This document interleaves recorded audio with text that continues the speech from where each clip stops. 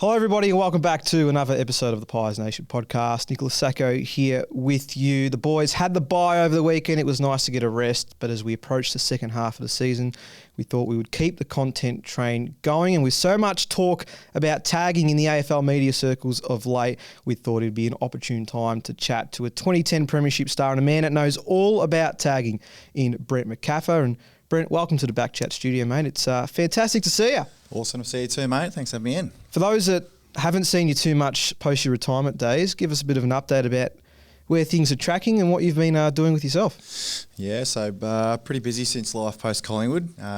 Father of 3 young kids now, which shows getting older and showing my age. Still running around playing some local football, living up at Eltham, so running around at the Epping Football Club, which is good. Work-wise, just in the construction industry, mate. Security advisor on anything from residential to tier 1 commercial jobs. So a lot of mingling, getting out with project managers and talking a lot of footy, which is good. I was going to say, footy's still a big part of your life, obviously playing it, being able to chat it. Do you miss the professional side of things a little bit?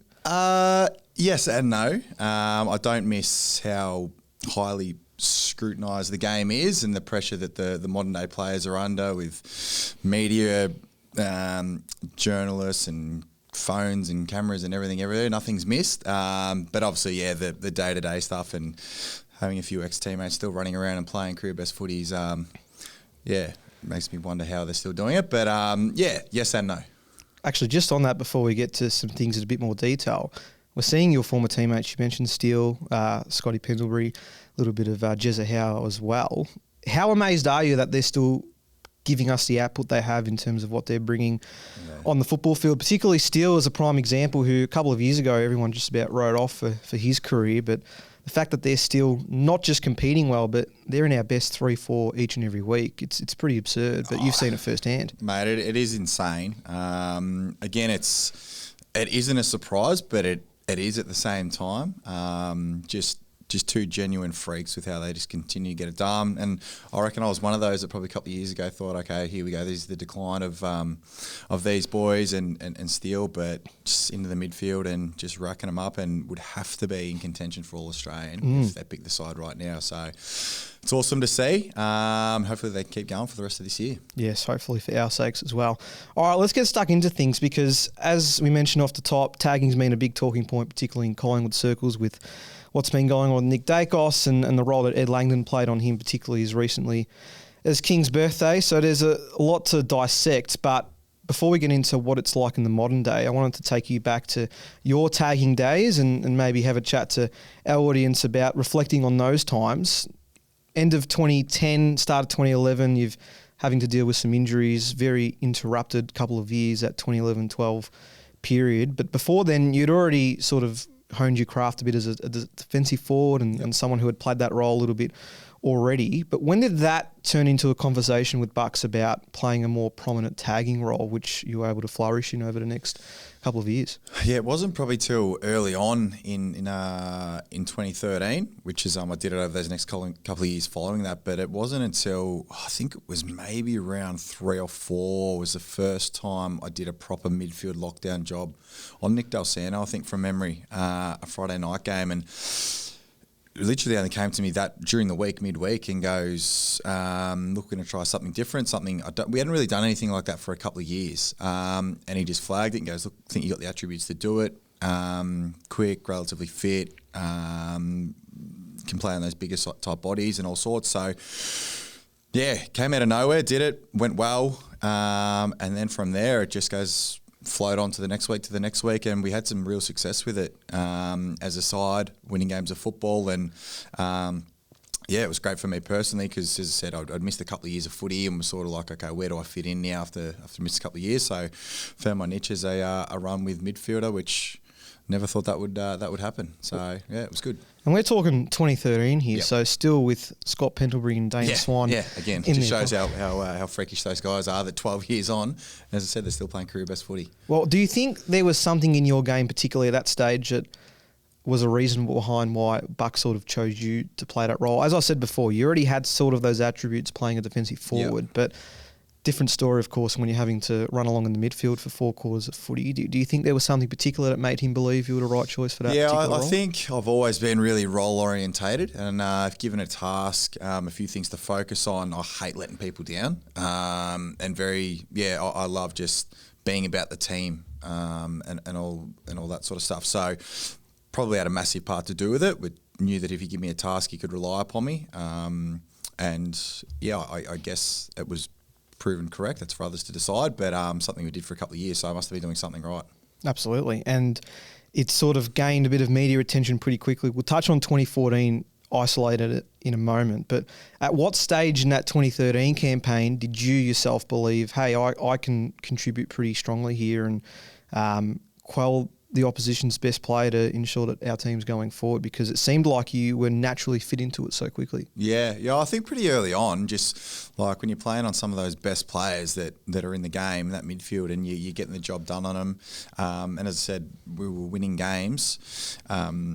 It definitely, you can see the importance of it, and just the feedback that you get from your own teammates and how much they enjoyed it, and it was really good. So, pretty early on. And as I said, did it for the next sort of 40 years. Not 40 years, 40 games. Must have been doing something all right, as I said. Well, it started to get a bit frustrating for opposition players, and I want to touch on 2014. The first instance, of course, being the Trent Cotchin game, which I'm sure many have known. Did a outstanding job on him. Be surprised if we played a game on our pod a few weeks ago about if a player had polled Brownlow votes or not, and your name came up and you didn't poll a single Brownlow vote. Well, I reckon your closest would have been something for that effort, because you kept Cotchin pretty much, useless in that match, and the Pies went on to get an important win. You gave away 5 free kicks in that game, and all of a sudden you became the talk of the town and the media, and there was a bit of hysteria about it.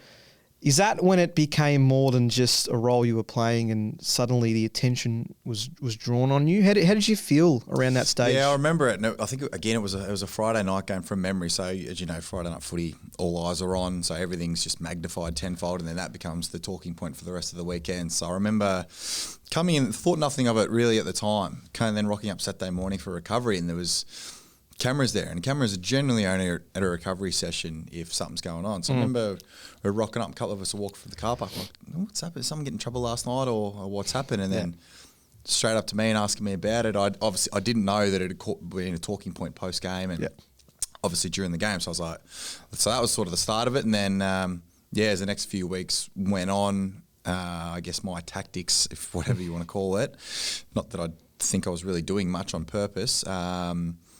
It was just highlighted every single week and was being a talking point. And then it got to a point where free kicks were being called against me, and you could hear the umpires talking, just watch Macaffer and all this sort of stuff. So, it sort of that sparked it all. And, tagging just, off it went and was spoken about. And, away you go for a bit. Well, it brought Bucks into the conversation, who wasn't really outspoken at that stage of his coaching career, to sort of end the hysteria, and he felt that the reaction was over the top. What do you think the fine line is between trying to quell the influence of a player but doing so legally, as opposed to going a bit over the top and not only giving away free kicks but then becoming a detriment to your team? Yeah, well, I always went into it with the mindset I'm not going to be someone that's going to go and hit off ball and throw elbows and or even verbally get into my part. That's just not what I'm about, and I don't see the benefit. I think it's a waste of time and a waste of energy. Not within the spirit of the game, I think. So anything that's where the ball's not in your area or you're not even looking at the footy, I think, as soon as your eyes are off the footy and you're making contact with your opponent, I think that should be a free kick. So, and then the rest of the stuff's pretty stock standard: holding, scragging, elbowing, all that sort of stuff. So, I don't like that side of it. Pretty basic 101 stuff, but everyone's got their own interpretation of what they like, depending who they're going for and who it's happening to. Well, the best example is what's happened last week or so with Nick Dacos and Ned Langdon. I don't know how much you've viewed of that, but did it bring you back a little bit to what you were trying to do? Yeah, it does. And it just, when your side's on the ender, it makes you feel for Nick, and obviously it's something that he's still so young and so much attention he got, and it's something he's going to have to put up with for the rest of his career. But it just shows how great a talent he is when that's the sort of attention he cops. And I think I heard Pendle speak about it post game when he's still having 20-21 and kicking a goal or two, and people are viewing that as a bad game for anyone else. That's an elite game. So, and his opposition's only getting it 3 or 4 times. I reckon Collingwood will take that any day of the week. Well, he's such a hard runner, and the way that he's able to get into spaces and know where the footy is what makes him so exceptional. What are you trying to do if you're the opposition in terms of trying to stop that? Because it seems like no matter what you do, and we saw again against Melbourne, yes, I only had the 20 disposals, but it was still very effective when you did have the ball in hand. Is there something different in those particular situations that you're trying to do as a tagger to stop him? I think with a player like Nick, I think he's proven that he's almost unstoppable, but at the same time you can't just let him run around and do what he wants, because he's going to have 40, 45 and kick a couple of goals, and it's all the score involvements that he's going to have on the end of it. So it's got to be a team effort, I think, because if you're just like Langdon, for example, I think he's only touched the ball 4 times, and Nick's had quadruple that and hitting the scoreboard. It's got to be a team effort, team mindset. If in your general play he's running around, he's 100 metres no the ball, he's no threat to you. So it's just taking care of him around the footy. And particularly forward half, I think that's where he's so damaging with what he does with the ball and how he brings others into it and involved in score involvement. So it's hard. It's hard with Nick. As I said, he's almost unstoppable, I reckon, from what I've seen. Well, from what we're seeing, it's been superb. How much do you worry about getting the footy yourself? We saw Langdon only have a few touches, but do you come off the ground and prioritise ensuring that your opponents only had 10 or 15 as opposed to you having 10 or less? Because I'm not sure what the balance is there. I guess every tag is different, but how did you view it when you were playing that role? Yeah. If I was keeping my goal was always try and keep my opponent to between 15, 20 at a max, and at the same time, I always want to make sure I at least had double digits touch as well, and if I could hit the scoreboard, I always viewed that as a win. So anytime we got the ball, I'd try and see if he was going to come with me, my opponent, and if he was, I'd just try and drag him forward and as far away from the footy. So 2 reasons. If we've got the ball, if I can get it and get forward and get shots at goal or be involved, that's a win. And the opposition, he's going to hate that. Second reason, if we got the ball and turned it over, well, he's 80, 100 metres away from the ball. So he's not going to be able to get the ball straight away. So there are a couple of things that I really focused on, when I was out there. The other moment of 2014 that has to be spoken about is, of course, the game up in the Gold Coast. Up against Gary Ablett, who at the time was the raging favourite for the Brownlow medal, and of course you were tasked with having that role. That was probably determined pretty early in the week, I would imagine, and had done a relatively decent job. And in the third quarter, you produced that tackle. He goes down, shoulder injury, season ends. Gold Coast don't make finals. We know the ramifications from that.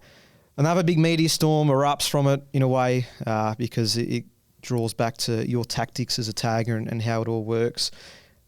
Maybe not in that particular instance, but was there any time throughout your period as a tagger that made you doubt what you were doing because of so much outside noise?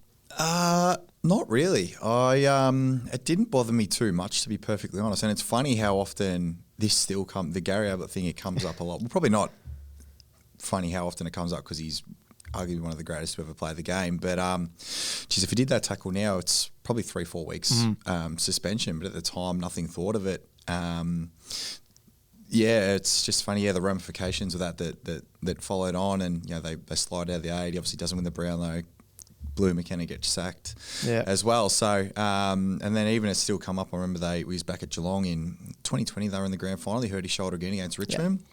I remember still then even people sliding into my DMs, obviously Ablett fans, Geelong fans, just getting into me, just going back to that 2014 tackle and saying it's my fault and I'm the devil and I'm the worst person alive, and a few more, bit more colourful language that I won't go into. But it is interesting how often that comes up. But it is what it is. What do you do? No, exactly right. I mean, you were just playing a role. Just playing my role, and trying to quell the best opposition player in the game at that time. So, apologies, guys, about that. Have you actually spoken to him about it? I didn't. Danny Stanley, who an ex Pies man, he was playing in that game for Gold Coast, and I didn't realise how bad it was at the time. I saw him post game, and he let me know. I was like, I just said, could you just pass on to Gaz apologies and whatnot. He says, no, he's fine, man. He's all good. So whether it was or wasn't, I don't know. Yep.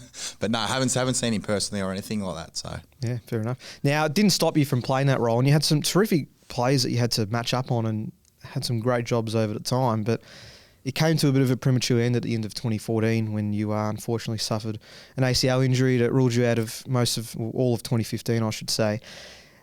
I remember you saying at the time afterwards that you felt like that tagging role sort of didn't exist in your eyes afterwards. Yeah. I don't know if it was because of the way the game was being played or how you just felt your body was at the time. What made you so unsure of being able to reproduce that role once you got back from injury? Yeah, I think it goes in waves. This like a lot of things do in the game, and some. A year or two tagging, it's in vogue, and then you can see as the way the game develops and game plans shift and different coaches have different ideas, you just see the way it's done goes in and out, and obviously it's heavy again right now. So, and that'll change, could change again this year or whatnot. But I think for me personally, when I did that second ACL and then coming back towards the end of 2015, I could just notice straight away my attributes that enabled me to do that role. Always was relatively quick, decent athleticism and whatnot, but I could tell straight away with that second ACL that, I'd lost my pace. Turning circle was like a semi-truck and all that sort of stuff. So, and then it's amazing, as I said before, how much things can change in the space of 12 months to get new people come to the club and whatnot. Game plans shift and all that sort of stuff. So, is what it is. That's the way it went. But it was a fun couple of years anyway. Did you go back to a bit more of a defensive forward role towards the latter stages? Probably not a defensive forward role. It was more just playing up forward and then pinch hitting midfield. And when I was in the VFL, I would play full-time midfield. But, obviously, when you got guys like Swan and Pendlebury and Sidebottom and guys like that that are in the midfield, you're a fair way down the pecking order, I reckon. Well, we saw that was Taylor Adams coming into the club. Yeah, exactly. Levi Greenwood comes in, all that sort of stuff. Jack Chris comes to the club and all that sort of stuff. So, it is what it is. Do you think tagging works now? Simple answer. I think there's a certain, and I've had this conversation with mates before, there's a certain 4 or 5 guys in the league that just without question you should never ever let run around and do what they want because they are just too good in all phases of the game.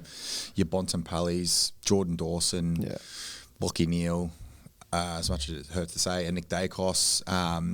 There's for those guys, I don't care what team you are, you cannot let those guys run rampant for a quarter, put up 12, 13, 14 touches, kick a goal involvements, all that sort of stuff. You're already putting your team behind the 8 ball. So, I think there's absolutely a place for it and much needed.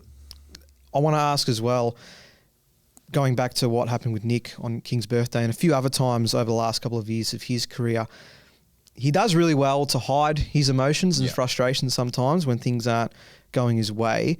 Were there things that opponents were doing that you were picking up on that you thought to yourself, okay, I've got him here? Because sometimes, and Koch was a fine example, you could tell he was really frustrated every time we tried to slow him down or maybe impeded him legally around a contest. Did you feel like there was... what was I going to say? How did you know that you got that edge over that battle? As soon as an opposition shows any sort of emotion or trying to talk to the umpire about, hey, he's doing this, you're in their head, you've got him. You've got him straight away. Body language is massive. That's the biggest thing. As soon as they start even trying to maybe get into you verbally or say anything, it's a win straight away. You've taken their focus off the footy, possibly where they're meant to be, what they're meant to be doing without the footy. That's the biggest cue, without doubt. And did that happen as often as you thought it did? Maybe if the cameras didn't show it all the time? It was funny. The really good teams, they automatically got support from their teammates straight away. The really good teams were really good. And I'm talking like a Hawthorn back then, played on Sam Mitchell one time, Brad Hill when he was at Hawthorn. Yeah. The buy-in and support and blocking anytime you went past a teammate, and they didn't even have to say like, hey, get into Macaffer or anything like that. They just did it. Yeah. That made it hard for me. But the teams, and it's funny, the teams at the time that were down the bottom and the guys with the high profile that didn't get any support, they were so easy to tag because it just becomes a 1v1 battle. And if you're fit enough to stay with them all game, you can do that. If you're strong enough around the contest and discipline, you're going to get them beat. What was your solution when the blocks did start coming from those better teams? Is that when you had to rely on Swanee and Pendles to come in for that extra support from your end so you could do your job? Yeah, and it's a handover type thing from your teammates as well. So if you run a pass, someone's going to put a block. It's just your role at that time is handed over to, let's say, Pendles at the time, and then he takes that role till I can then get back to him. Yeah. So, again, it all comes back to, whilst you're in that individual battle, it's the support from your teammates and everyone being on the same page and knowing what's got to be done. Yeah, all right. Couple more things before we wrap up. You've been great with your time today, so thank you, mate. I want a top 3 of the hardest people that you've had to tag throughout your Collingwood journey. Top 3, number 1, Patrick Dangerfield. Played on him over at Adelaide, and just a bull. Like, inside the contest, she was just so powerful and strong. You know what it's like when the ball's there, 50-50 ball, he's just on it. But how quickly he could jump on the ball, then get up, explode, and then break away.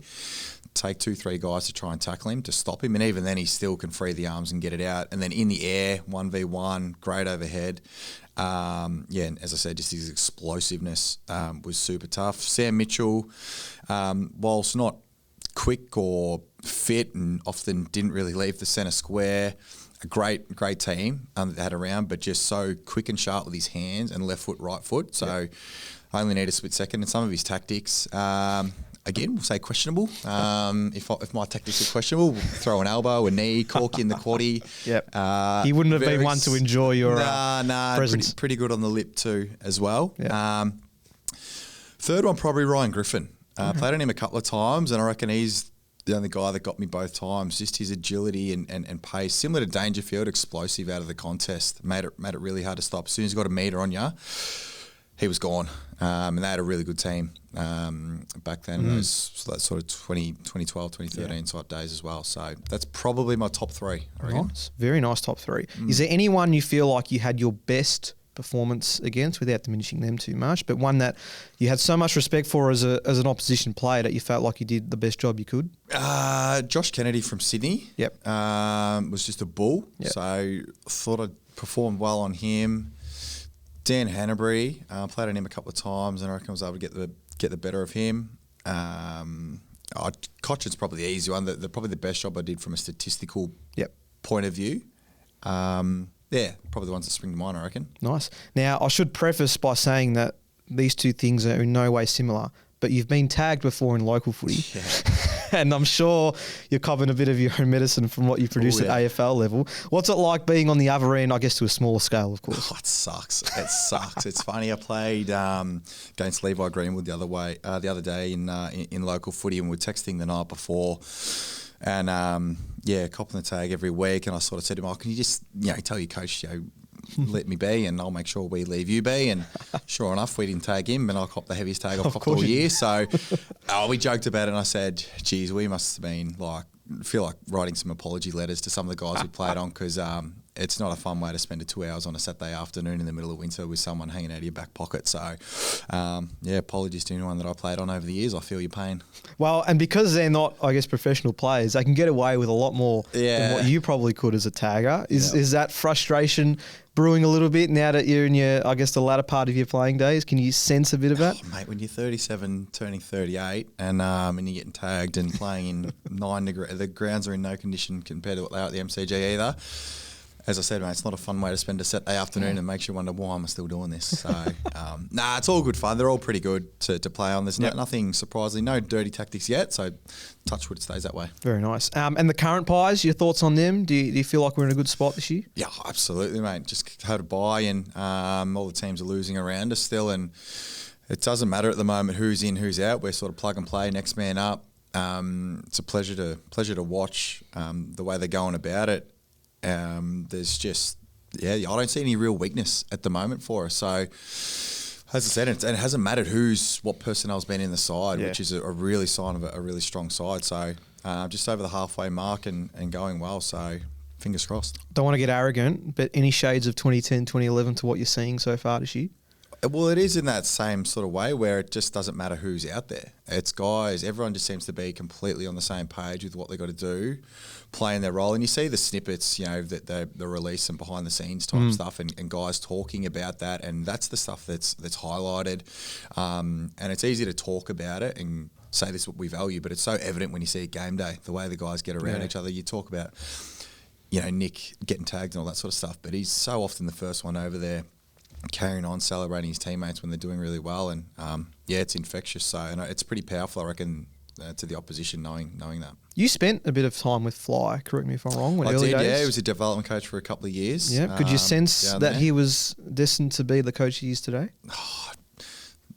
Maybe not the coach he is today, but that was great. A couple of years spent under him there as the development coach in the VFL, and could see he was just that dry sense of humour, and when he spoke, you've got that respect for him, and all that sort of stuff. So it's amazing what he's done with this group, and with the older guys, and obviously have them clearly playing for him, and everyone's just, anyone you speak to that's involved in the club, just whether you're a player or admin or whatever it is, just absolutely loves their time there. So he's clearly had a lot to do with that. Kath, it's been great catching up, mate. I'm sure a lot of our listeners and viewers will enjoy seeing you back in the fold, and hopefully you're no stranger. I'm sure you still got plenty of love for the Pies. I'm sure you catch up with many of your old and I guess still playing teammates. But great to chat. Thanks for giving us a bit of an insight into how it was with the tagging situation, and I'm sure I'll see you around soon, mate. Thanks again. Pleasure, mate. Thanks for having me in. Great to talk all things Collingwood with you.